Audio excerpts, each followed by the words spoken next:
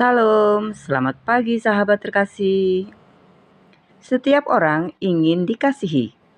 Sejak kecil hingga dewasa, kebutuhan terbesar manusia bukan hanya makanan, pekerjaan, atau keberhasilan, melainkan kasih. Itulah sebabnya penolakan begitu menyakitkan, pengkhianatan begitu melukai, dan kesepian begitu membebani hati. Namun, kasih manusia memiliki batas.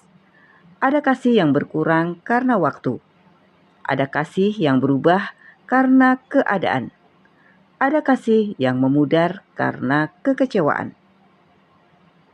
Berbeda dengan kasih manusia, Paulus berdoa agar jemaat mengenal kasih Kristus yang memiliki lebar, panjang, tinggi, dan dalam yang tidak terukur. Mari kita membaca bersama-sama Efesus 3 ayat 18 sampai 19.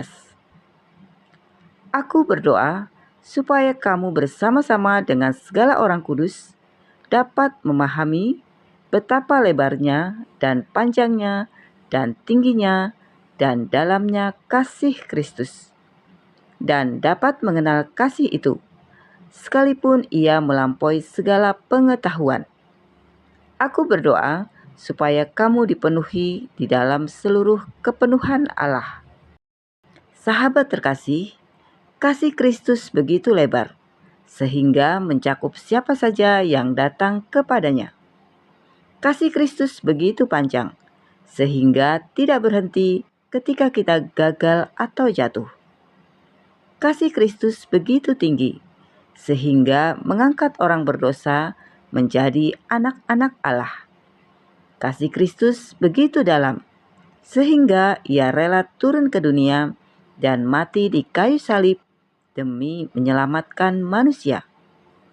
Menariknya, Paulus tidak berdoa agar jemaat hanya mengetahui kasih Kristus, tetapi agar mereka mengalami kasih itu. Sahabat terkasih, seseorang bisa mengetahui banyak ayat Alkitab tentang kasih Tuhan, tetapi belum tentu hidup dalam keyakinan bahwa dirinya sungguh dikasihi Tuhan. Ada orang yang rajin beribadah, tetapi masih hidup dalam ketakutan. Ada yang aktif melayani, tetapi masih merasa tidak berharga. Ada yang hafal banyak firman Tuhan, tetapi masih merasa sendirian. Paulus ingin orang percaya mengalami kasih Kristus secara pribadi, sehingga hidup mereka dipenuhi oleh kepenuhan Allah. Ketika seseorang sungguh memahami bahwa dirinya dikasihi Tuhan, cara pandangnya terhadap hidup akan berubah. Ia tidak lagi mencari nilai dirinya dari pujian manusia. Ia tidak mudah hancur oleh penolakan. Ia tidak kehilangan harapan saat keadaan sulit. Ketika ia tahu bahwa kasih Kristus tidak pernah berubah. Sahabat terkasih, di sebuah desa sederhana, hiduplah seorang pemuda bernama Rian. Sejak kecil, ia dibesarkan oleh ibunya seorang diri. Kehidupan mereka sangat sederhana. Ibunya bekerja apa saja yang bisa dikerjakan demi menyekolahkan Rian. Saat Rian lulus sekolah dan berhasil mendapatkan pekerjaan di kota, ia mulai jarang pulang.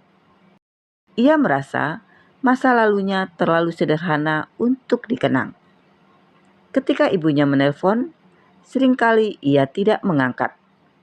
Ketika ibunya mengirim pesan, seringkali ia menjawab singkat. Baginya, kesuksesan lebih penting dari hubungan dengan ibunya. Suatu hari, ibunya meninggal dunia karena sakit. Rian pulang untuk menghadiri pemakaman. Saat membersihkan rumah, ia menemukan sebuah selimut tua yang sudah usang. Selimut itu adalah selimut yang selalu dipakai ibunya ketika malam hari. Di bawah lipatan selimut itu terdapat sebuah buku kecil. Ternyata itu adalah catatan harian ibunya. Dengan hati berdebar, Rian mulai membacanya. Pada salah satu halaman tertulis, "Malam ini dingin sekali. Aku memberikan selimut yang lebih tebal untuk Rian. Tidak apa-apa, aku kedinginan sedikit. Yang penting dia bisa tidur nyenyak." Halaman berikutnya, "Hari ini aku tidak makan siang supaya uangnya bisa dipakai membeli buku sekolah Rian." Halaman berikutnya lagi, "Aku berdoa semoga suatu hari nanti Rian menjadi orang yang berhasil dan mengenal Tuhan dengan sungguh-sungguh."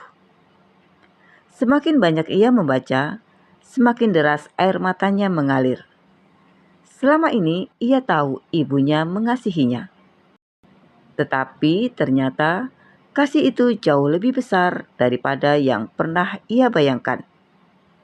Ia baru menyadari kedalaman kasih ibunya setelah membaca jejak-jejak pengorbanan yang selama ini tersembunyi. Bukankah seringkali demikian juga dengan kasih Kristus?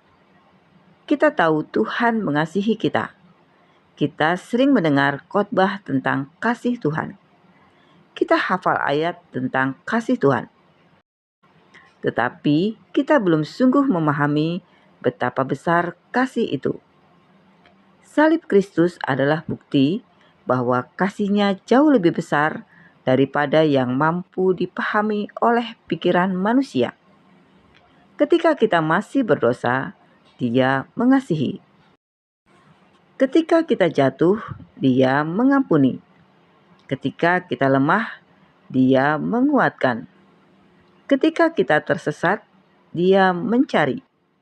Kasih Kristus tidak bergantung pada kelayakan kita. Kasih-Nya mengalir dari hati-Nya yang penuh anugerah. Sahabat terkasih, mari kita ukur kasih Tuhan dari salib Kristus. Di sana kita melihat lebar, panjang, tinggi, dan dalamnya kasih yang tidak akan pernah habis. Dan semakin kita mengenal kasih itu, semakin hidup kita dipenuhi oleh damai sejahtera dan kepenuhan Allah. Sahabat terkasih, mari kita berdoa bersama. Bapa yang penuh kasih, kami bersyukur untuk kasih-Mu yang begitu besar dalam hidup kami. Kasih yang lebarnya melampaui segala batas, panjangnya menjangkau sepanjang hidup kami, tingginya mengangkat kami dari dosa, dan dalamnya menyelamatkan kami melalui pengorbanan Kristus di kayu salib. Ampunilah kami apabila selama ini kami sering meragukan kasih-Mu saat menghadapi kesulitan, kekecewaan, atau pergumulan hidup. Tolong kami untuk semakin mengenal dan mengalami kasih Kristus yang melampaui segala pengetahuan.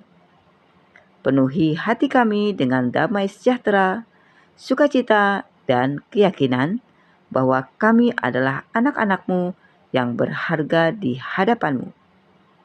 Kiranya kasih-Mu menjadi kekuatan kami dalam menjalani hari ini, serta memampukan kami untuk mengasihi orang lain sebagaimana Engkau telah terlebih dahulu mengasihi kami.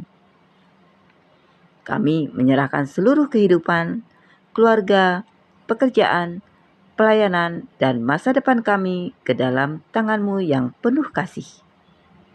Di dalam nama Tuhan Yesus Kristus, kami berdoa dan mengucap syukur. Amin. Sahabat terkasih, kasih Kristus tidak dapat diukur oleh pikiran manusia, tapi dapat dirasakan oleh hati yang percaya. Hari ini, mari kita hidup dalam keyakinan bahwa kita dikasihi oleh Tuhan dengan kasih yang tidak pernah berkurang dan tidak pernah berakhir. Sampai jumpa di renungan pagi berikutnya. Selamat beraktivitas. Tuhan Yesus memberkati.